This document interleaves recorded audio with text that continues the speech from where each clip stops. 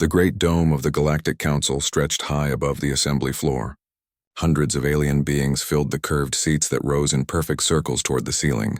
Light from 3 different suns streamed through the crystal walls, casting rainbow patterns across the diverse crowd of creatures from across the galaxy. Ambassador Jiwan stood at the center podium, her black hair pulled back in a neat bun. She wore the formal blue uniform of Earth's diplomatic corps. Her hands trembled slightly as she looked up at the sea of strange faces staring down at her. Some had multiple eyes, others had tentacles instead of arms, and a few glowed with their own inner light. Today was the day Earth would join the Galactic Council. After months of paperwork, tests, and interviews, humanity had finally proven they were ready to become part of the great community of spacefaring species. At least that was what Jiwan hoped would happen. Honored council members, Jiwan began, her voice echoing through the vast chamber. I present to you the final application of the human species for full membership in this great assembly. A low rumble of conversation filled the air. Jiwan could hear dozens of different languages being spoken at once. The universal translator in her ear turned most of it into understandable words, but she could still catch bits and pieces of the original alien speech. In the highest section of the dome sat the Vorthak delegation. These reptile-like beings had ruled their corner of the galaxy for over 10,000 years. Their scales shimmered green and gold in the filtered sunlight. Chancellor Krovik, the leader of their group, leaned forward in his seat. His long neck stretched down toward the podium like a snake ready to strike. Tell us, human, Chancellor Krovik's voice hissed through the translation system. What exactly do your people bring to this council? Your technology is primitive. Your ships are slow. Your weapons are weak. Why should we waste our time with such a young and foolish species? Jiwan felt her cheeks burn with embarrassment, but she kept her voice steady. Honorable Chancellor, humans bring something unique to the galaxy. We bring loyalty, creativity, and the ability to form bonds with other species.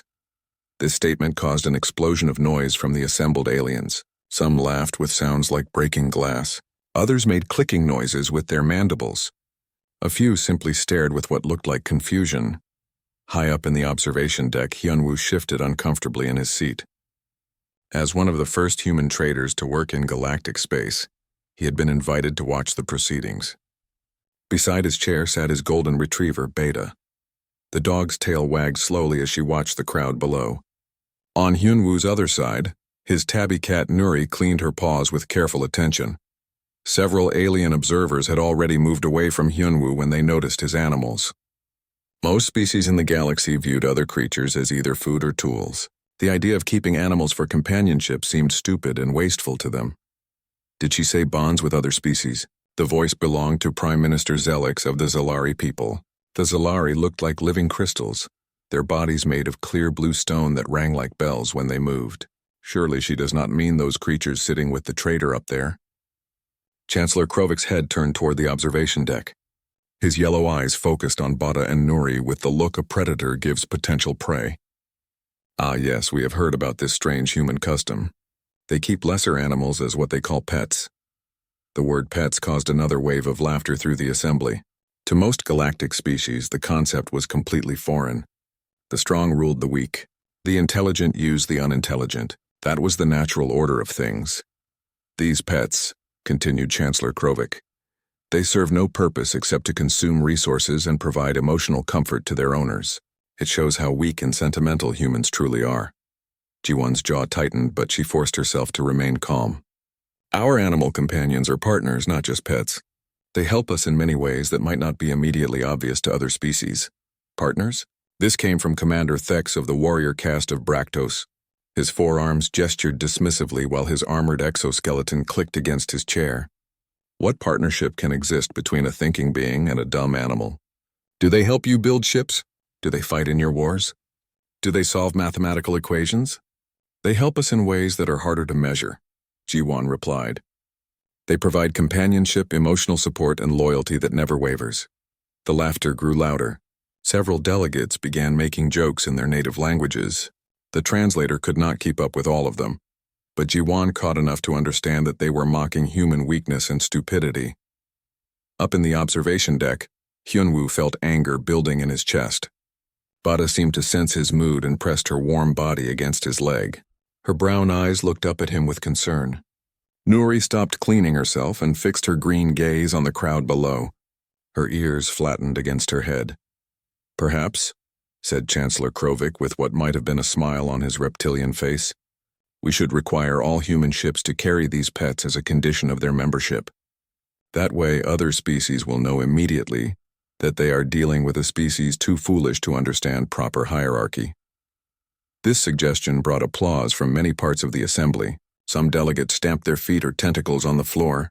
Others made whistling sounds that seemed to indicate approval. Jiwan felt her heart sinking. This was not going the way she had hoped. All of Earth's preparation, all of their careful diplomatic work, was being undermined by the simple fact that humans loved their animal companions. "The council will now vote," announced the speaker, a tall being made of what looked like living shadow. "All in favor of granting humans limited membership status with the pet requirement?" Hands, tentacles, claws, and appendages of every description rose throughout the chamber. "The vote was not even close. Motion carried," the speaker declared. "Humans are hereby granted limited membership in the Galactic Council. They may participate in minor trade routes and cultural exchanges, but they are restricted from accessing advanced technologies or military alliances until they prove their species has evolved beyond such primitive emotional attachments." As the assembly began to disperse, aliens continued to point and laugh at Hyunwoo and his animals. Some took pictures with their recording devices, treating the human and his pets like an amusing exhibit at a zoo. Jiwon gathered her papers with shaking hands. She had succeeded in getting humanity into the council, but at what cost? They were members now, but only as second-class citizens who were seen as too weak and emotional to be taken seriously. The galaxy had judged humanity and found them lacking, all because they chose to love creatures that other species considered worthless. As Jiwon walked toward the exit, she wondered if the council would ever see humans as equals, or if they would forever be the species that was too soft-hearted for the harsh realities of galactic politics. Neither she nor any of the laughing aliens in that great dome could imagine how wrong their assumptions would prove to be. 3 months had passed since the Galactic Council meeting. Human ships now traveled the approved trade routes, carrying their strange cargo of animal companions to the amusement of other species. What the aliens did not expect was how quickly these humans and their pets would prove their worth in ways no one had imagined. On the rocky mining planet Kepler 442b, the morning shift was about to begin. The planet's surface was covered in deep canyons and jagged mountains that held valuable crystal deposits. The air was thin but breathable, and the gravity was slightly heavier than Earth normal. It was exactly the kind of harsh world that the Council thought would teach humans their proper place in the galaxy. Minsu stood outside the main mining facility, checking his equipment one final time. His German shepherd Hanul sat beside him with alert ears and bright eyes. The dog's black and tan coat had grown thicker in the cold mountain air. On Minsu's other side, his border collie Sarang watched the alien workers with intense focus. Her black and white fur was clean despite the dusty environment. The majority of the mining crew were Krillians, insect-like beings with 6 legs and hard shell bodies. They stood about as tall as humans but were much stronger. Their compound eyes could see in multiple light spectrums, making them excellent at detecting valuable minerals in the rock walls. Foreman Clicks 9 approached Minsu with the clicking gait typical of his species. His mandibles moved rapidly as he spoke, the universal translator turning his words into understandable speech. "Human Minsu," Clicks 9 said, "today we work the deep tunnels in Sector 7. Keep your animals close. We do not want them wandering into dangerous areas and causing problems." Minsu nodded politely. "Of course, Foreman. Hanol and Sarang are well-trained. They will not interfere with the work." Several Krillian workers made chittering sounds that the translator identified as laughter. They had been working with Minsu for 2 weeks now, and most of them still found his attachment to the dogs amusing. To them, the animals were just extra mouths to feed and bodies to worry about in the dangerous mining tunnels. The crew descended into the mine using the large freight elevator. The tunnels were lit by bright work lights, but shadows still filled many corners and side passages. The air smelled of dust, machinery, and the sharp scent of exposed minerals. As they walked deeper into the mine, Sarang's behavior began to change. The border collie's head lifted higher, and her nostrils flared as she tested the air. Her tail, which had been wagging gently, now hung straight down. Hanul noticed his companion's alertness and began scanning the tunnel walls with increased attention. "Something wrong with your animals, human?" asked worker Tick 15, one of the younger Krillians. "They seem nervous." "They are just being careful," Minsu replied, but he was also beginning to pay closer attention to his dog's behavior. Both animals had excellent instincts, and he had learned to trust their senses over the years. The mining crew reached Sector 7 and began setting up their equipment. The tunnel here was wider than most, with several branching passages leading deeper into the mountain. Rich veins of blue-green crystals ran through the rock walls, glinting in the artificial light. As the Krillians began their work, Sarang moved to the entrance of one of the side tunnels. Her nose worked constantly, and she made a small whining sound deep in her throat. Hanul joined her, his ears forward and his body tense. "Minsu," Foreman Clicks 9 called from across the work area. "Control your animals. They are making the crew nervous with their strange behavior." But Minsu was watching his dogs carefully. In all the years he had worked with them, they had never acted this way without good reason. Sarang's whine grew more urgent, and she began pawing at the ground near the tunnel entrance. Suddenly, Hanul barked once, sharp and commanding. It was his warning bark, the sound he made when danger was near. Both dogs moved away from the tunnel entrance and tried to herd the mining crew toward the main exit. "What are they doing?" Tick 15 asked, backing away from the agitated animals. Minsu felt a chill run down his spine. His dogs were trying to evacuate everyone from the tunnel. But why? The sensors showed no dangerous gas readings, no structural problems, no reason for alarm. Then Sarang did something that made everyone stop and stare. She picked up a small piece of mining equipment in her mouth and carried it toward the main exit. When she dropped it, she ran back and grabbed another piece, all while barking urgently at the confused Krillian workers. "She wants us to leave," Minsu said suddenly. "Both dogs want us to evacuate the tunnel right now." Foreman Clicks 9's compound eyes focused on the human. "Your sensors show no danger. Our equipment detects no problems. Why should we listen to dumb animals?" But even as he spoke, some of the Krillian workers were beginning to move toward the exit. There was something about the dog's behavior that spoke to an ancient instinct that existed in all creatures, even those from different worlds. Hanul barked again, more urgently this time. Sarang abandoned her attempts to move equipment and instead began pushing against the legs of the nearest Krillian worker, trying to move him toward safety. That was when Minsu smelled it. Just a faint trace in the recycled air, almost hidden by the usual mining odors. Methane gas leaking from somewhere deep in the rock. "Gas leak," he shouted. "Everyone out now!" The Krillian workers needed no further encouragement. Their species had an even better sense of smell than humans, and now that they knew what to look for, they could detect the dangerous gas building up in the side tunnel. The evacuation took less than 3 minutes, but it felt much longer. As the last worker reached the surface, a dull rumble came from deep in the mine. Emergency systems activated, sealing off the affected tunnels and beginning ventilation procedures. Later, when the danger had passed and investigators checked the sealed tunnels, they found evidence of a major gas pocket that had been slowly leaking into the work area. If the crew had remained in Sector 7 for another hour, the concentration would have reached explosive levels. The entire mining operation could have been destroyed, and dozens of workers would have died. Foreman Clicks 9 found Minsu in the surface facility, where the human was sharing his food rations with Hanul and Sarang. The Krillian approached slowly, his usual clicking gait more subdued than normal. "Human Minsu," the foreman said, "I must ask you something about your animals." "Of course," Minsu replied, scratching behind Hanul's ears.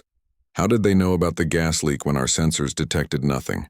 Minsu considered the question carefully. Dogs have senses that are much better than human senses in some ways. Their noses can smell things that our machines might miss. They also have instincts about danger that have kept them alive for thousands of years. Clicks 9's mandibles moved thoughtfully.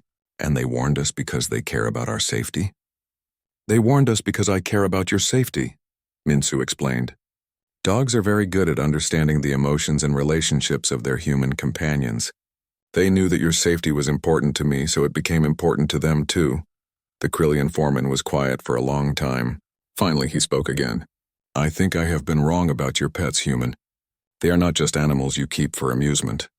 No, Minsu agreed. They are partners. They help me be better at my job, and I help them have a good life. We work together. Word of the incident spread quickly through the mining colony's communication systems. Other human settlements heard about how Minsu's dogs had saved the Krillian workers. More importantly, alien workers on other planets began to pay closer attention to the strange animals that humans brought with them. On the diplomatic station, Nexus 7, Ambassador Yunji was preparing for another round of trade negotiations when she received the news. Her two cats, Biol and Dali, were sleeping in their favorite sunny spot near the window. She looked at them with new understanding. Maybe it was time for the galaxy to learn what humans had always known. Animals were not just pets or tools or food. They could be partners, helpers, and friends in ways that went far beyond simple utility. The mining incident on Kepler 442b was just the beginning. Soon other human-animal teams would face their own tests, and the galaxy would start to understand that they had seriously underestimated both human intelligence and the power of the bonds they formed with other species. Captain Vex Iron of the notorious Skull Nebula Pirates studied the sensor readings on his command screen. His four muscular arms moved across the controls with practiced ease, while his red eyes gleamed with satisfaction. The Braktar pirate captain had been raiding ships in this sector for over 20 years, and he knew an easy target when he saw one. A human cargo vessel, he growled to his crew. Lightly armed, small crew, valuable quantum crystals in the hold. They are traveling alone through the outer rim, far from any patrol routes. His first mate, a scarred Braktar named Gexmore, leaned over the sensor display. The intelligence reports say humans are weak, Captain. They keep useless animals on their ships and waste resources on emotional attachments. Vex Iron's mandibles clicked together in what passed for laughter among his species. Even better. Weak prey with valuable cargo. Signal the attack fleet. We take this ship in 1 hour. 3,000 kilometers away. Captain Dongyun sat in the command chair of the cargo vessel Harmony's Dream. The ship was not large by galactic standards, but it was home to him and his unusual crew. Around the bridge, 6 dogs of various breeds lay resting or moved quietly between workstations. 4 cats claimed their favorite spots on warm equipment panels or sunny windowsills. Donghyun's first officer was his Tibetan Mastiff, Taeyang. The massive dog stood nearly as tall as a human when on his hind legs, with thick black and brown fur and intelligent dark eyes. Taeyang could not speak, but over the years he had learned to understand complex commands and even operate simple ship controls with his paws. Near the navigation station, 2 German shepherds named Baram and Noel monitored the sensor displays. They had been trained to recognize the patterns that indicated different types of ships and space phenomena. When something unusual appeared on the screens, they would alert Dongyun with specific barks and behaviors. The ship's 3 mixed-breed dogs, Geril, Gyul, and Bomb, served as the vessel's security patrol. They regularly walked through the corridors checking for problems that human senses might miss. Their acute hearing could detect mechanical issues, air leaks, or other dangers long before the ship's automated systems. In the cargo bay, the 4 cats had their own important duties. Haru, a large Maine Coon, was particularly skilled at detecting electromagnetic anomalies that could affect the quantum crystal shipment. The other 3 cats, Duru, Somi, and Juri, helped monitor the environmental systems and could squeeze into small spaces that humans could not reach. Captain, called Engineer Jae-hyun from his station, we are approaching the junction point where we leave the main shipping lane. Should we maintain current course? Affirmative, Dongyun replied. The client is paying extra for fast delivery, and the shortcut through the nebula will save us 2 days. What none of them knew was that the Skull Nebula pirates had chosen this exact location for their ambush. Vex Iron's ships were already moving into position, hidden among the swirling gases and debris of the stellar formation. Suddenly, Taeyang lifted his massive head and growled low in his throat. His ears stood straight up and his nose worked the air inside the bridge. The other dogs immediately became alert, their own senses picking up whatever had disturbed their pack leader. What is it, boy? Dongyun asked, reaching over to scratch behind Taeyang's ears. Before the dog could respond in his own way, the ship's alarms began blaring. 3 pirate vessels decloaked simultaneously, their weapons already charging for attack. The lead ship was a Braktar heavy cruiser, bristling with plasma cannons and missile tubes. This is Captain Vex Iron of the Skull Nebula fleet, came the transmission. Surrender your cargo and prepare to be boarded. Resistance will result in the destruction of your ship and the sale of your crew into slavery. Dongyun felt his heart racing, but he forced himself to remain calm. His animals were depending on him, and he would not let them down. Jaehyun, emergency power to shields. Send a distress signal on all frequencies. Captain, the nearest patrol is 4 hours away. Jaehyun replied. We are on our own. The pirate ships opened fire, blue plasma bolts striking the Harmony's Dream's defensive shields. The smaller cargo vessel shook under the impact, but her shields held for now. However, Dongyun knew they could not withstand a sustained assault.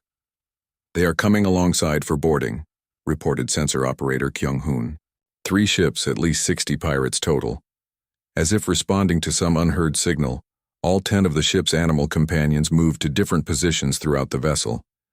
Taeyang remained on the bridge, but the other dogs spread out to cover key corridors and access points. The cats disappeared entirely, vanishing into the ventilation systems and maintenance areas. The first pirates breached the airlock on Deck 3. They were heavily armed Braktar warriors, confident in their superior numbers and firepower. What they found instead of cowering humans was something they had never encountered before. Baram and Noel, the 2 German shepherds, had positioned themselves at opposite ends of the main corridor. When the pirates entered, the dogs did not attack immediately. Instead, they watched and waited, their training taking over. The lead pirate, a massive Braktar with cybernetic implants, laughed when he saw the dogs. Look at this. The humans think their pets will protect them. He raised his plasma rifle toward Baram. That was his mistake. Taeyang's deep bark echoed through the ship's communication system, a signal that every animal on board understood. The coordinated response was unlike anything the pirates had ever faced. Baram leaped forward with incredible speed, his powerful jaws clamping down on the pirate's weapon arm. At the same time, Noel attacked from behind, going for the warrior's legs. The other pirates tried to shoot, but the dogs moved with such speed and intelligence that they could not get a clear shot without hitting their own people. Meanwhile, in the ship's main computer core, Haru the Maine Coon was busy with his own mission. The large cat's paws moved across the control panels with surprising dexterity, shutting down life support in specific sections where pirates had boarded while maintaining it in areas where the human crew was located. The other cats had scattered throughout the ship's ductwork and were systematically disabling pirate equipment. Duru found the portable jamming device the pirates had brought to block communications and chewed through its power cables. Somi located the explosive charges they had placed on the engine room door and carefully removed the detonators with her claws. Back in the corridors, the 3 security dogs, Gael, Gaul, and Baum, were working as a coordinated pack. They used hit-and-run tactics, appearing from side passages to attack isolated pirates and then disappearing before reinforcements could arrive. Their knowledge of the ship's layout gave them a huge advantage over the invaders. Captain Vexiron monitored the boarding action from his command ship, growing increasingly frustrated as his warriors reported strange resistance from the human vessel. How can a cargo ship with a tiny crew be giving you so much trouble? He roared over the communication system. Captain, it is not the humans, came a panicked reply. It is their animals. They are working together like a military unit. They know the ship better than we do, and they are picking us off one by one. On the bridge of Harmony's Dream, Dongyun watched the security monitors with amazement. He had always known his animal companions were intelligent and loyal, but seeing them coordinate their defense like this was incredible. They were not just pets or even working animals. They were crew members fighting to protect their home and family. The turning point came when a group of pirates tried to reach the bridge. Taeyang positioned himself at the only entrance, his massive form blocking the doorway. The dog's dark eyes showed no fear, only determination to protect his human captain. When the pirates tried to force their way past, Taeyang fought with the fury of his ancient ancestors combined with the intelligence of his human training.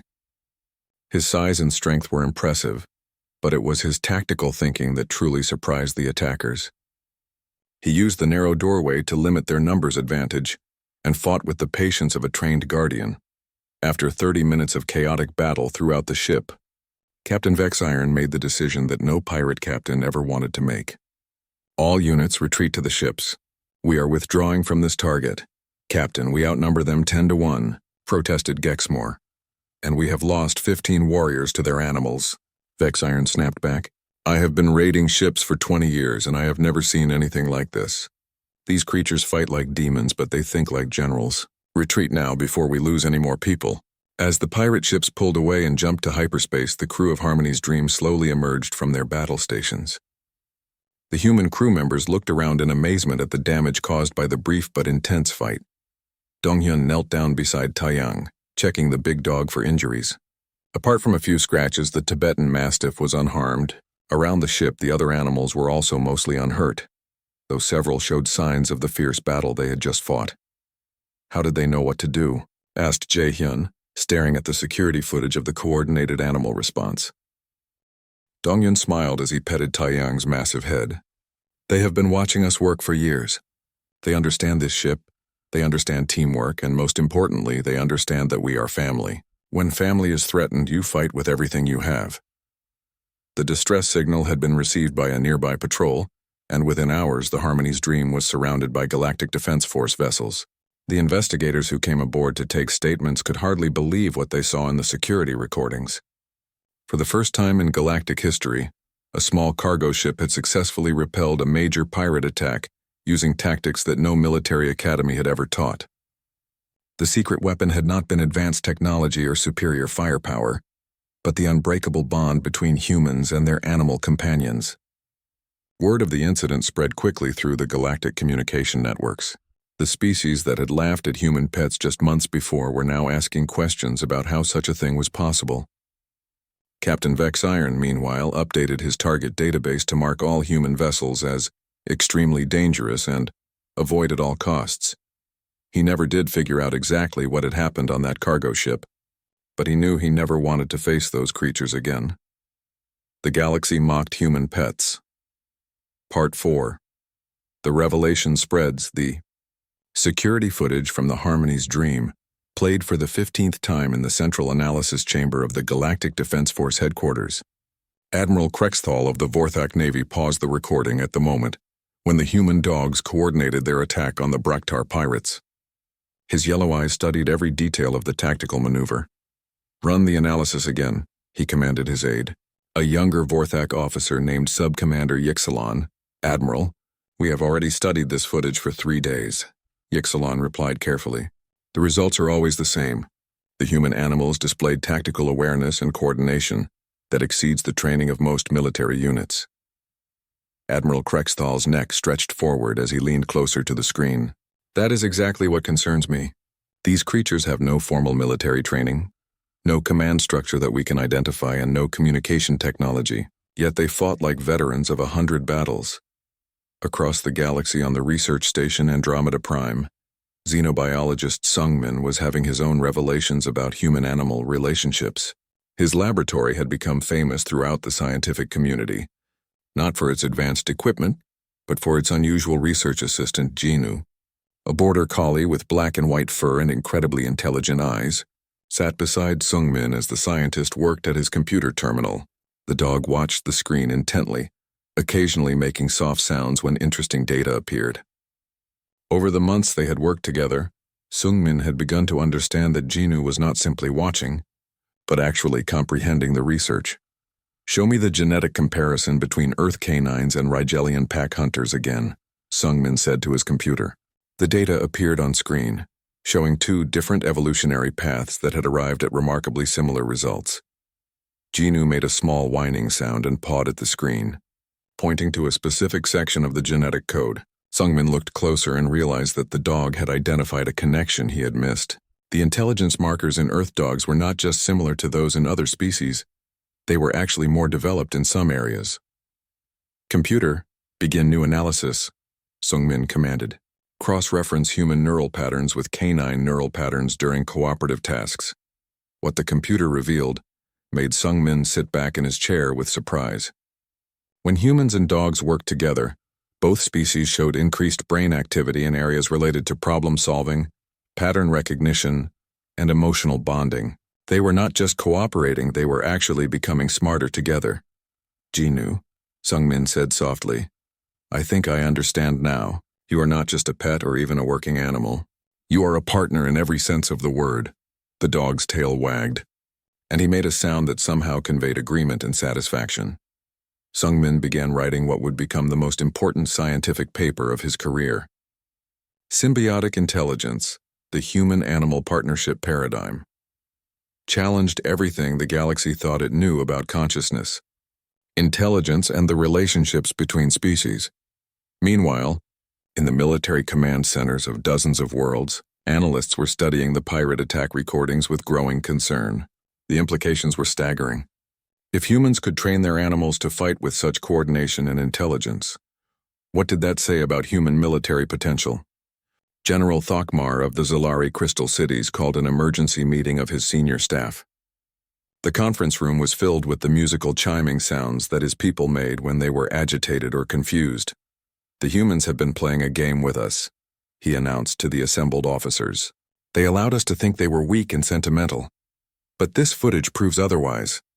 Any species that can create this kind of bond with non-intelligent creatures possesses psychological and tactical abilities we do not understand." Colonel Vexini, one of his most trusted advisors, created a harmonic tone of disagreement. "General, perhaps we are reading too much into this incident.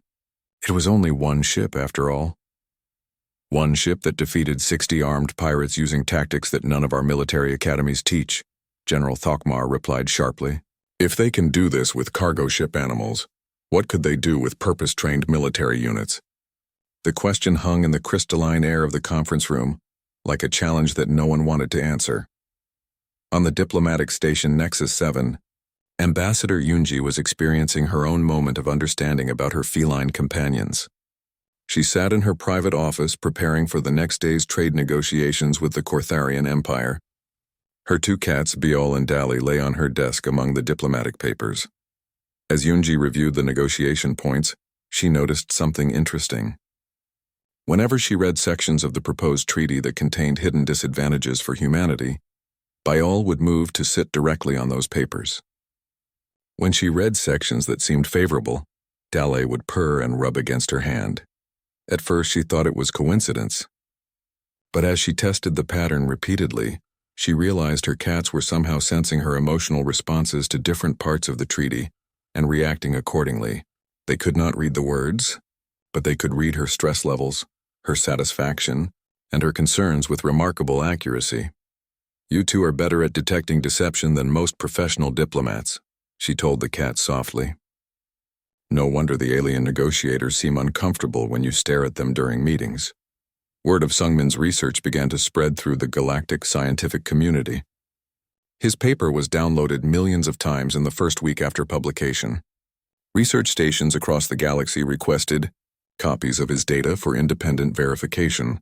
Dr. Zexthilla of the prestigious Rigelian Institute of Consciousness Studies announced that her team would begin their own investigation into human-animal bonding.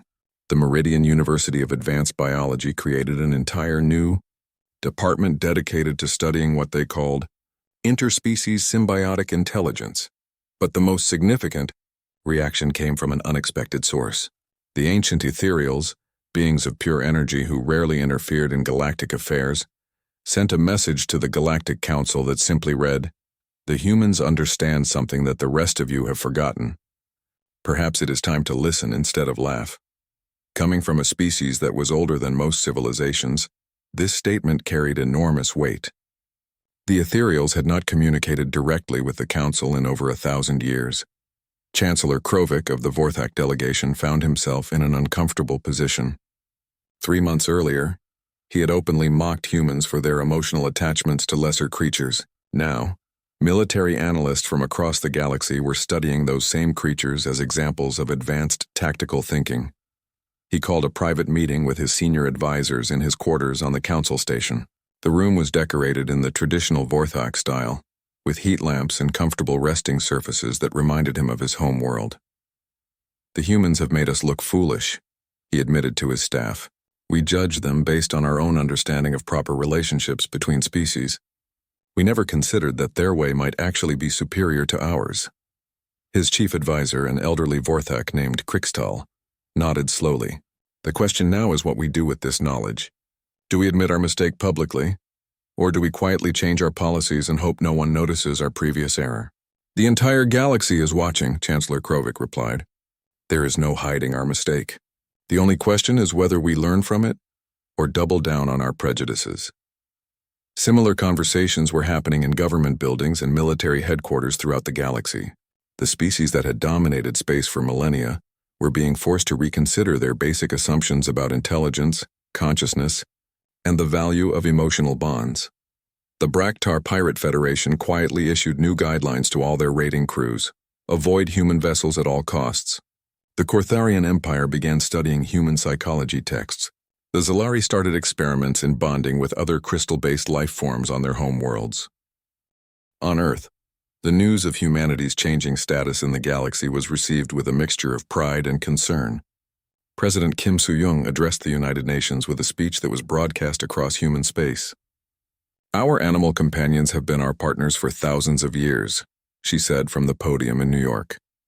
They have helped us hunt, protected our homes, provided comfort in dark times, and shared in our joys and sorrows.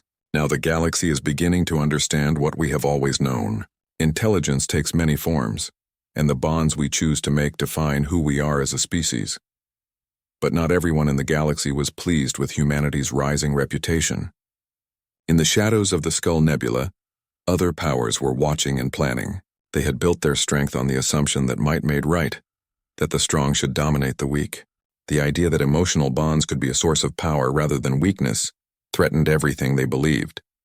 The galaxy was changing, and change always brought conflict. The question was no longer whether humans and their animal companions would be accepted as equals. The question was whether those who profited from the old ways of thinking would allow that change to happen peacefully. As Sungmin published his follow-up research and more scientists confirmed his findings, it became clear that the galaxy had severely underestimated humanity. But understanding and acceptance were two different things, and there were forces in the galaxy that preferred the old ways of dominance and hierarchy. The real test was still to come. War Marshal Grixthor of the Zephyrian Empire stood before the tactical display in his command ship's war room. The holographic map showed the agricultural colony of New Jeju, a small human settlement on the edge of council space. To most observers, it was an unremarkable farming world with a population of barely 50,000 colonists. To Grixthor, it was the perfect target to test humanity's true strength. The humans claim their animals make them powerful, he said to his assembled officers. But they have never faced a real military force. Pirates and mining accidents are one thing. War is another entirely. The Zephyrian Empire had built its reputation on conquest and domination.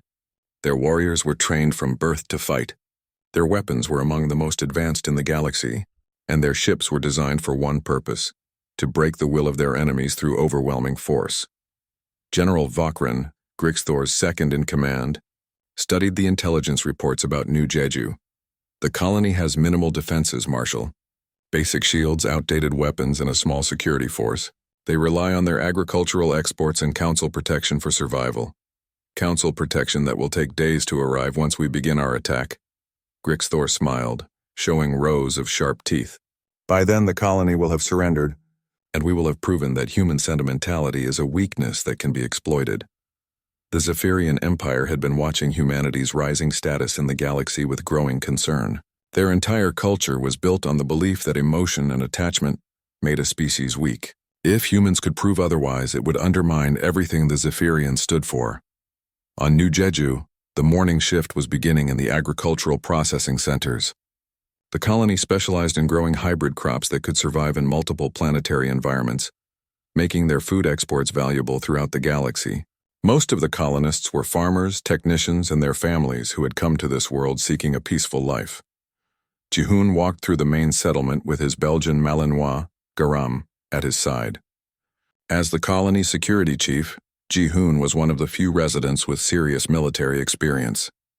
He had served in Earth's special forces before retiring to this quiet farming world, hoping to leave the violence of his past behind. Garam was not just Jihoon's pet, but his former military working dog. The Belgian Malinois had served alongside human soldiers for 6 years before retiring with his handler. His golden brown coat showed a few gray hairs around the muzzle, but his eyes were still sharp and alert. "Daddy, can Garam come to school with me today?" asked Sora, Jihoon's 8-year-old daughter. She hugged the large dog around the neck and Garam's tail wagged as he gently licked her face. "Not today, sweetheart," Jihoon replied. "Garam has work to do helping me check the perimeter sensors." What Jihoon did not know was that those perimeter sensors had already detected the approaching Zephyrian fleet. The attack ships were still hours away, but their long-range scouts had been observing the colony for days. In the colony's communication center, Technician Minjae received the first warning signals from the Deep Space Monitoring Network. The readings showed multiple large ships approaching at high speed from outside the system. "Chief Jihoon," Minjae called over the communication system. "We are receiving alerts from the outer sensor grid. Multiple unknown vessels approaching, estimated arrival in 4 hours." Jihoon felt his old military instincts awakening. He had hoped to never need those skills again, but it seemed the galaxy had other plans. Send an emergency message to the Council Defense Force, request immediate assistance. Then activate all colony defense systems. Throughout New Jeju, the emergency alert system began broadcasting warnings. Families gathered their children and moved to the reinforced shelters built into the colony's main buildings. The few armed security personnel took their positions at the defensive barriers around the settlement, but the colony's real defenders were already moving into position without any human commands. Every dog, cat, and other animal companion in the settlement seemed to sense the approaching danger through their human stress and fear. The Zephyrian fleet dropped out of hyperspace exactly 4 hours later, just as the sensors had predicted. 12 heavy warships took positions around the planet, their weapons powered and ready. War Marshal Grixthor opened a communication channel to the colony below.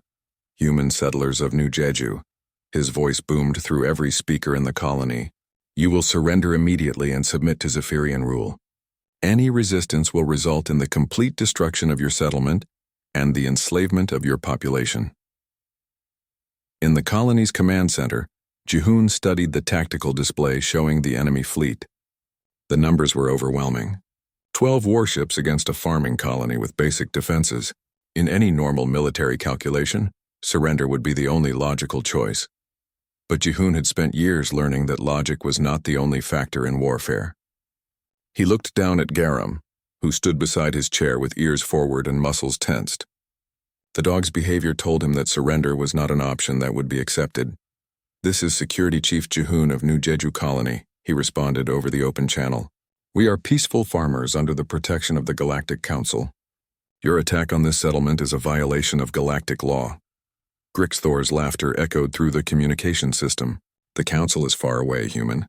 Your precious laws cannot help you now. You have 1 hour to surrender, or we will begin orbital bombardment." The communication channel closed, leaving the colonists to contemplate their fate. In the shelters, families held each other close while their animal companions pressed against them, offering what comfort they could in the face of impossible odds. Jihoon called together his small security team in the command center. There were only 12 trained fighters in the entire colony, armed with basic personal weapons and a few heavy defensive guns. Against 12 warships, their chances of survival seemed non-existent. "We could try to evacuate to the hills," Xiaom suggested Deputy Chief Young-ho. "The caves in the northern mountains might provide shelter until help arrives." "The ships would hunt us down within hours," Jihoon replied. "And we cannot abandon the colonists who cannot travel quickly. The elderly, the children, the injured." As they discussed their limited options, more and more animals began gathering in the command center. Dogs of every breed and size filled the room, along with cats, a few horses from the agricultural areas, and even some of the colony's working birds. They seemed to understand that this was where decisions were being made. Garam moved to the center of the gathered animals and made a low, rumbling sound that seemed to communicate something to the other creatures. One by one, they responded with their own sounds of agreement. It was as if they were holding their own military briefing. "What are they doing?" asked Communications Officer Minjae, staring at the unusual gathering. Jihoon watched the animals carefully. He had seen similar behavior during his military service, when K9 units would coordinate before a mission. "I think they are planning something," he said quietly. The hour of grace that War Marshal Grixthor had given them passed quickly. When no surrender came from the colony, the Zephyrian fleet began its attack. The first wave consisted of precision strikes against the colony's power generators and communication arrays. The colonists huddled in their shelters as explosions shook the ground above them. The enemy bombardment was measured and careful, designed to disable rather than destroy. The Zephyrians wanted the colony intact so they could use it as an example to other human settlements. But as the attack began, something unexpected happened. The animals throughout the colony began moving with purpose and coordination that surprised even their human companions. Dogs spread out to form reconnaissance networks around the settlement. Cats disappeared into the ventilation systems and maintenance areas of the buildings. The larger animals positioned themselves at strategic points throughout the colony. War Marshal Grixthor watched the bombardment from his command ship's bridge, expecting to see panic and chaos in the human settlement. Instead, his sensors showed organized movement and what appeared to be defensive preparations. "General Vakrin," he called to his second in command, "what are the humans doing down there? Their movement patterns look almost military." Vakrin studied the sensor readings with confusion. "I am not certain, Marshal. It appears they are establishing defensive positions, but their numbers do not match our intelligence estimates. There seem to be many more active signatures than the colony's population would suggest." The answer came when the first wave of Zephyrian ground troops landed in the agricultural areas outside the main settlement. The soldiers expected to face desperate human farmers with improvised weapons. Instead, they encountered something that no military training had prepared them for. The dogs of New Jeju had formed into coordinated packs that used the terrain to their advantage. They appeared from concealed positions, struck at isolated soldiers, and disappeared before reinforcements could arrive. Their knowledge of every path, every building, and every hiding place in the colony made them nearly impossible to track. Sergeant Kexamol of the 3rd Zephyrian Attack Division found himself separated from his unit after a pack of dogs had scattered his squad. He took cover behind a storage building, trying to contact his commander for backup. "Command, this is Sergeant Kexamol. The enemy is using some kind of advanced stealth units. They appear out of nowhere, attack with precision, and vanish before we can respond." "Sergeant, there are no advanced stealth units in this colony," came the reply from his commander. "You are facing farmers with basic equipment." But Kexamol knew what he had seen. The creatures that had attacked his squad moved with intelligence and purpose. They worked together like a trained military unit, not like wild animals or simple pets. In the colony's main shelter, young Sora hugged her father tightly as the sounds of battle echoed through the reinforced walls. "Daddy, where is Garam? Is he safe?" Jehoon looked toward the shelter entrance where he could hear the distant sounds of the fighting. "Garam is doing his job, sweetheart. He is protecting us just like he always has." Outside, the battle was unlike anything in the recorded history of galactic warfare. The Zephyrian soldiers found themselves fighting an enemy that seemed to be everywhere and nowhere at once. Every time they advanced, they were flanked by creatures that appeared from unexpected directions. Every time they took a position, they discovered that their communications had been sabotaged or their equipment had been mysteriously damaged. The cats of New Jeju had infiltrated the Zephyrian temporary command posts, using their small size and stealth to access critical systems. They could not operate complex machinery, but they could chew through cables, knock over equipment, and create chaos in the enemy's technological infrastructure. War Marshal Grixthor grew increasingly frustrated as reports came in from the surface. His overwhelming numerical advantage seemed to mean nothing against an enemy that refused to fight by conventional rules. "How are 50,000 farmers holding off our entire invasion force?" he demanded of his staff. "Marshal," replied Intelligence Officer Yixthor hesitantly, "I believe we may have underestimated the human defensive capabilities. Our soldiers report that they are not just fighting humans. They are fighting the humans' animal companions as well." "Animals?" Grixthor's voice rose in disbelief. "We are being held off by pets?" But even as he spoke, he was beginning to understand that these were not just pets. The coordination, the tactics, the seemingly impossible knowledge of human military doctrine that the creatures displayed could mean only one thing.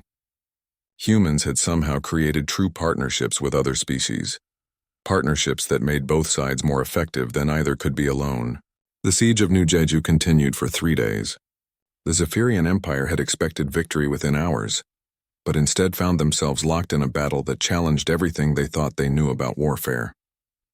The humans and their animal companions fought with a determination and effectiveness that seemed to grow stronger as the battle continued. On the 3rd day, as War Marshal Grixthor was considering withdrawing his forces to regroup and develop new tactics, His long-range sensors detected multiple ships approaching at high speed. The Galactic Defense Force had finally arrived, alerted by the colony's distress signals. But the real shock came when he realized that the approaching fleet included ships from dozens of different species. The attack on New Jeju had violated so many galactic laws that nearly every council member had sent military support. Faced with a superior force and no clear path to victory against the unexpectedly effective human defenders, War Marshal Grixthor made the decision to retreat. The Zephyrian fleet withdrew from the system, leaving behind a colony that had proven something remarkable to the watching galaxy. When the last enemy ship jumped to hyperspace, Ji-hoon emerged from the command center to survey the damage to his colony. The buildings could be repaired, the equipment could be replaced, but something more important had been protected. Garam appeared at his side, tired but uninjured, followed by many of the other animal defenders. Sora ran from the shelter to hug both her father and the dog who had helped keep her safe. "Did we win, Daddy?" she asked, looking up at Ji-hoon with wide eyes. Ji-hoon knelt down to hug his daughter and scratch Garam's ears. "Yes, sweetheart, we won." And the whole galaxy was watching. The great dome of the Galactic Council looked exactly the same as it had 6 months earlier, but everything else had changed. Ambassador Ji-won walked toward the central podium with confident steps, her head held high. This time she was not alone on the floor of the assembly. Behind her walked Naeun, Earth's new Secretary of Interspecies Relations, accompanied by her service dog Wusung, a golden retriever whose intelligent brown eyes surveyed the alien delegates with calm assessment. The presence of the animal in the formal council chamber would have caused outrage just months before. Now the assembled representatives watched with respectful attention. The news of New Jeju's successful defense had spread across every inhabited world in the galaxy. Military academies were studying the battle recordings. Scientists were scrambling to understand the tactical coordination between humans and their animal partners. Politicians were reconsidering everything they thought they knew about consciousness and intelligence. Honored members of the Galactic Council, Ji-won began, her voice carrying clearly through the vast chamber. 6 months ago, I stood in this same place asking for your acceptance of humanity as an equal partner in galactic civilization. Today, I return not to ask for acceptance, but to offer humanity's assistance in understanding what true partnership between species can accomplish. Chancellor Krovik of the Vorthak delegation rose from his seat, his long neck extending toward the podium. The same being who had mocked human sentimentality now spoke with a very different tone. "Ambassador Ji-won," he said formally, "on behalf of the Vorthak people, I must offer our sincere apologies for our previous disrespect toward humanity and your animal companions. We failed to recognize the sophisticated relationship that exists between your species, and our ignorance led us to make serious errors in judgment." A murmur of agreement rose from delegations throughout the chamber. The proud Chancellor's public apology sent a clear message to every species present. The galaxy's attitude toward humanity had fundamentally changed. Naeun stepped forward to address the assembly, Wusung remaining calmly at her side despite the attention of hundreds of alien beings. "Members of the Council," she said, "the events at New Jeju have forced all of us to reconsider our understanding of intelligence, consciousness, and the bonds that can exist between different species. Humanity proposes the establishment of a new classification system that recognizes nonverbal intelligence and emotional partnerships as valid forms of interspecies cooperation." Prime Minister Zelix of the Solari delegation created the harmonic tones that indicated deep thoughtfulness among her crystalline people. "Secretary Naeun, your proposal challenges fundamental assumptions that have guided galactic civilization for millennia. How do we measure the value of emotional bonds? How do we quantify loyalty, trust, and partnership?" Wusung, as if understanding the question being asked about his kind, looked directly at the Zalari delegate. His steady gaze and calm posture seemed to communicate something that transcended the need for words. "The answer," Naeun replied, "is not in the measuring, but in the understanding. For thousands of years, humans have known that intelligence takes many forms. Our animal companions may not build starships or write poetry, but they understand us in ways that even we sometimes do not understand ourselves." Dr. Sungmin, who had been invited to address the council as an expert witness, approached a secondary podium with his research partner Jinu at his side. The border collie's presence in the formal chamber no longer seemed strange or inappropriate. "Honored delegates," Sungmin began. My research has proven that the human-animal bond creates a form of symbiotic intelligence that enhances the cognitive abilities of both species. When humans and their animal partners work together, they become more than the sum of their parts. He activated a holographic display showing brain scans of humans and dogs working cooperatively. These images show increased neural activity in both species during joint problem-solving tasks. The animals are not simply following commands. They are actively participating in the thinking process. Admiral Krexthal of the Vorthak Navy, who had spent months studying the military applications of human-animal partnerships, requested permission to speak.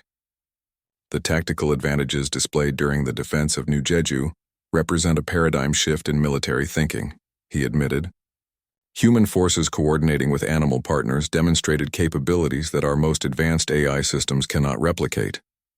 The speed of decision-making, the intuitive understanding of battlefield conditions, and the absolute trust between partners created a defensive network that proved superior to conventional military doctrine.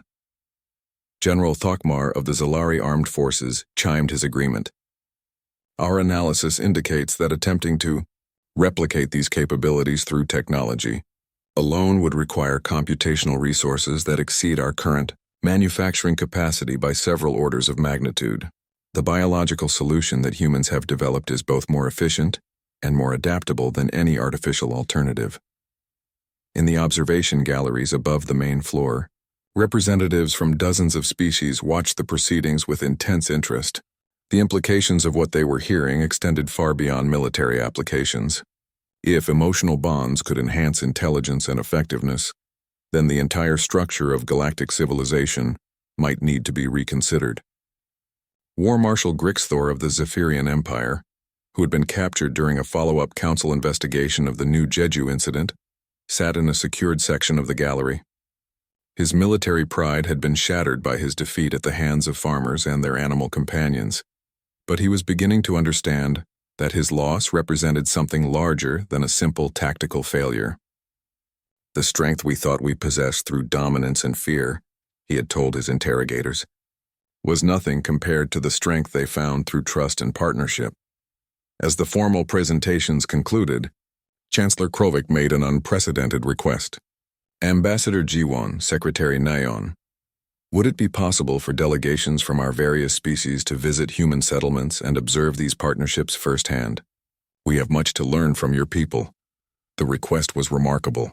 For the first time in galactic history, a species that had initially been dismissed as inferior was being asked to teach the established powers of the galaxy. Of course, Jiwon replied. Humanity would be honored to share our knowledge and experience with our fellow council members. We believe that understanding between species can only grow through direct contact and mutual respect. Over the following months, exchange programs were established between humanity and dozens of other species. Alien scientists visited Earth to study the domestication process that had created such strong bonds between humans and animals. Human trainers traveled to other worlds to help different species understand the principles of partnership-based relationships. The results were remarkable. The Vorthak began developing cooperative relationships with the intelligent reptiles of their home world. The Zalari discovered that their crystalline nature allowed them to form harmonic connections with certain silicon-based life forms. Even the warlike Braktar found that partnering with the fierce predators of their desert worlds made their warriors more effective than traditional training methods. On the trade routes that had once been restricted to humans, mixed crews of different species now worked alongside their animal partners. The old hierarchies based on technological advancement or military power were giving way to new forms of cooperation based on understanding and mutual benefit. Hyunwoo, the trader who had first endured the mockery of alien delegates in the council chamber, now commanded one of the most successful shipping companies in the galaxy. His golden retriever Beta and tabby cat Nuri had become famous throughout known space as examples of the partnership that could exist between species. I never thought I would see the day, he told a reporter from the Galactic News Network as his ship prepared to depart for another trading run, when other species would ask to learn from us instead of laughing at us. Captain Dong-hyun of the Harmony's Dream had been promoted to head of security for the entire human merchant fleet. His experiences fighting pirates with his animal crew had led to the development of new defensive strategies that were being adopted by ships throughout the galaxy. "The galaxy is learning," he said during a training session for mixed-species security teams, "that strength comes not from the individual, but from the bonds we choose to make with others." On New Jeju, the colony had been rebuilt and expanded. Security Chief Jihoon had established the first interspecies military training academy, where beings from across the galaxy came to learn the principles of partnership-based tactics. His daughter Sora, now older and wiser, helped care for the many animals that participated in the training programs. The Galactic Council formally adopted the Human-Animal Partnership Accords, recognizing emotional bonds and non-verbal intelligence as valid forms of interspecies cooperation. The document established new standards for measuring consciousness and intelligence that went beyond simple technological capability. Chancellor Krovik, who had undergone perhaps the greatest transformation of any council member, established a research foundation dedicated to understanding the many forms that intelligence could take. His own partnership with a wise old reptile from his homeworld had taught him lessons about patience, observation, and the value of different perspectives. "Humanity has given the galaxy a great gift," he said during the formal signing ceremony for the new accords. "They have shown us that we are stronger together than we ever were apart." As the ceremony concluded and representatives from hundreds of worlds signed the historic document, Ambassador Ji-won reflected on the remarkable journey that had brought them to this moment.